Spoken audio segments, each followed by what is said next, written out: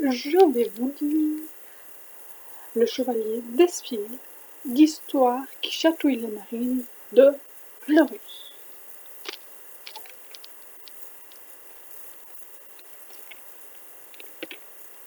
Il faut bouger son nez.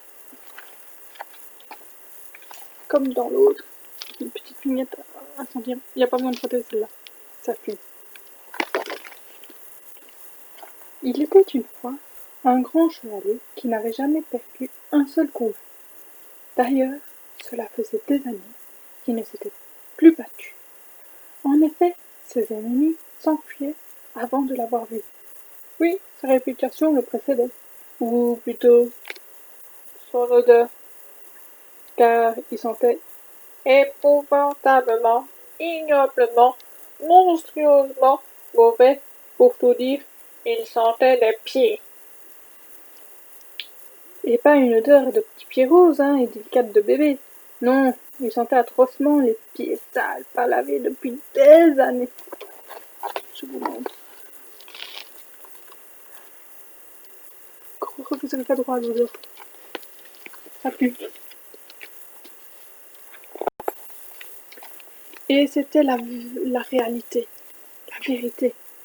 Le chevalier d'Espier ne s'était jamais lavé.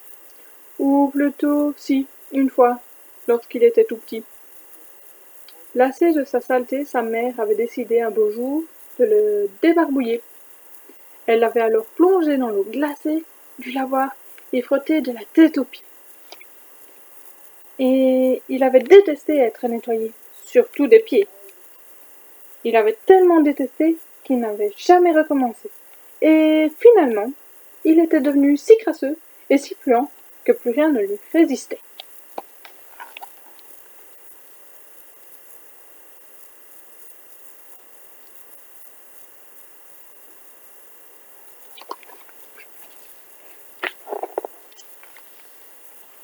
Le chevalier d'Espier avait une mule crottée qui sentait aussi mauvais que lui. Ensemble, ils allaient fièrement au combat. Le jour du grand tournoi, le chevalier décida d'affronter un noble seigneur bien plus grand et bien mieux équipé que lui. Son cheval hennissait et son épée étincelait. À peine d'Espier s'approcha-t-il de lui que le seigneur se mit à trembler et baisser son épée. Il fit faire demi-tour à sa monture et prit la fuite au grand galop. Son casque n'avait pas suffi à protéger son nez délicat de l'odeur du chevalier d'Espier.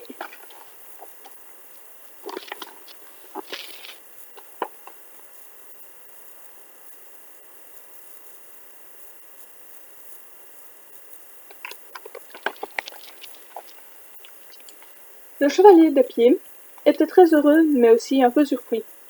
Il s'approcha des tribunes pour se faire acclamer. Mais curieusement, au lieu de lui faire un triomphe, le public du tournoi s'enfuit en hurlant.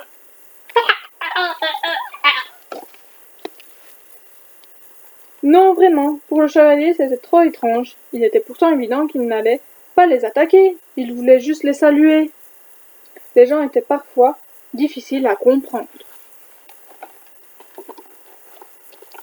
Pardon. Je rappelle.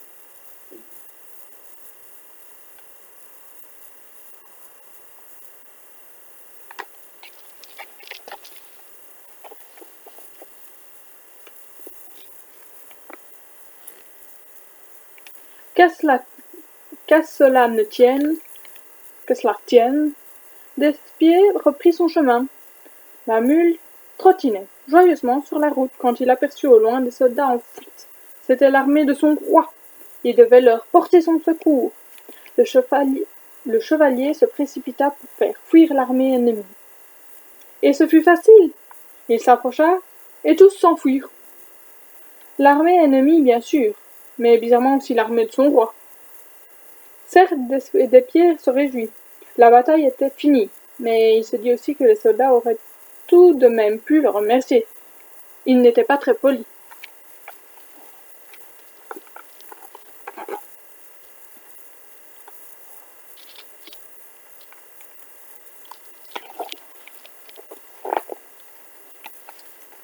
Tant pis pour les merci, Le chevalier reprit la route. Peu de temps après, il tomba sur une bande de bandits, de brigands, occupés à détrousser les voyageurs. N'écoutant que son courage, d'espier se précipita. Mais bizarrement, ce furent les voyageurs qui s'enfuirent les premiers. Mouchoir sur le nez, les voleurs ne l'avaient pas senti arriver. Mais dès qu'il fut plus près, ils se mirent à courir, eux aussi, et le chevalier se retrouva seul et surpris, car le chevalier des pieds ne sentait pas sa propre odeur. Il ne comprenait donc pas ce qu'il... Il ne comprenait donc pas que c'était elle qui faisait décamper tous ceux qui le croisaient. Mais un beau jour, enfin, tout changea.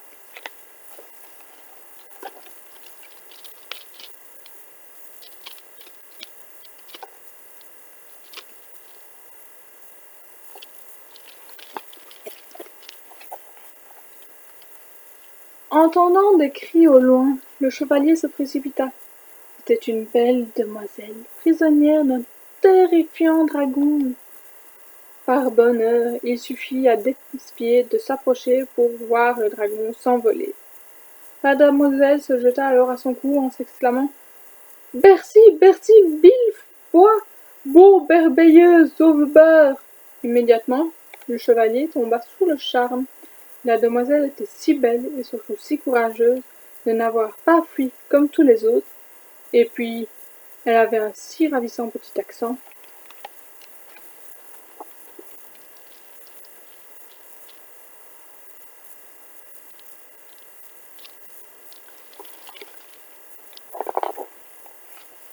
C'était le printemps, et ils s'aimaient.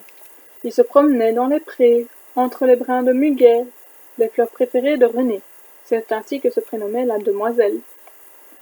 C'était charmant, et un matin, le chevalier des pieds décida de lui demander sa main. Comme chaque jour, René le guettait et le vit arriver de loin. Courant à sa rencontre, elle lui cria « Mon rhume est fini, mon mari. Je me réjouis de me promener aujourd'hui en votre compagnie.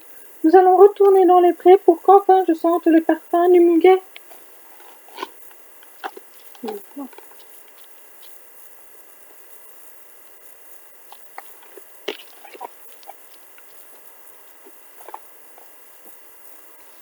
Le chevalier s'apprêtait à se jeter aux pieds de René pour lui demander de l'épouser quand elle serait dit.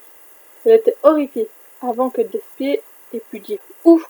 René partit en courant et se barricada dans son château. Le chevalier, étonné, en resta sans voix. Sa bien-aimée s'était transformée. René avait perdu son ravissant accent et fuyait, elle aussi à son arrivée. Mais que s'était-il donc passé?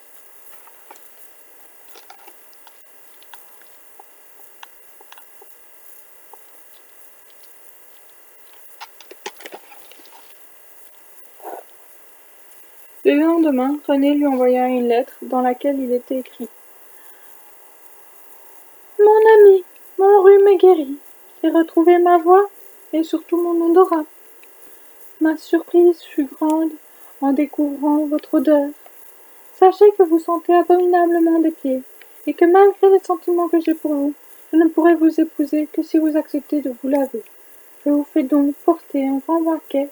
Si vous acceptez de vous y tremper, vous pourrez me retrouver. » En lisant cette lettre, le chevalier fronça les mains.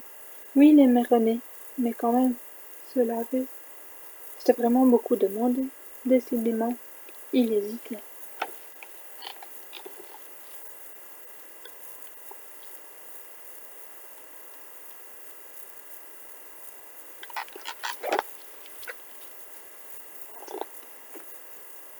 La mule mit fin à son hésitation, en l'envoyant dans le baquet.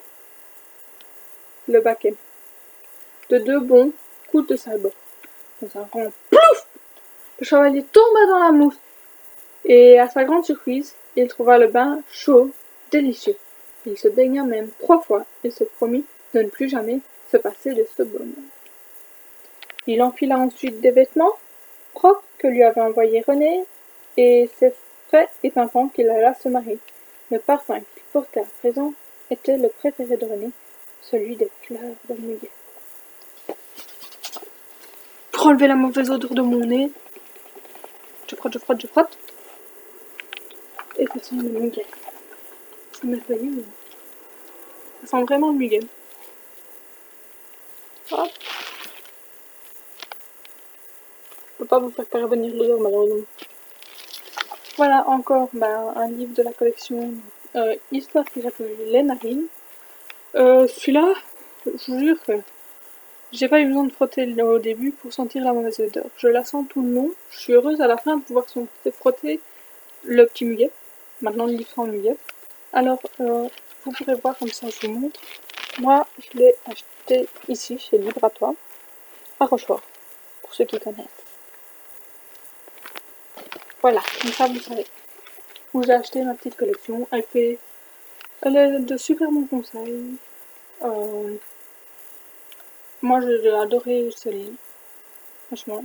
On les trouve ailleurs, hein, mais je préfère faire vivre des petits commerces que les gros commerces qu'on trouve partout. Les petites librairies, parfois, c'est mieux.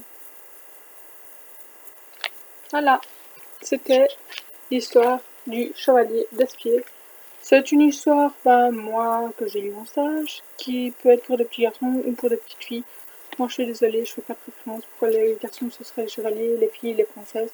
Moi, je lirai autant mes enfants les princesses et les chevaliers, que ce soit filles ou garçons. Voilà. Ça, vous savez. Je fais pas de différence de genre.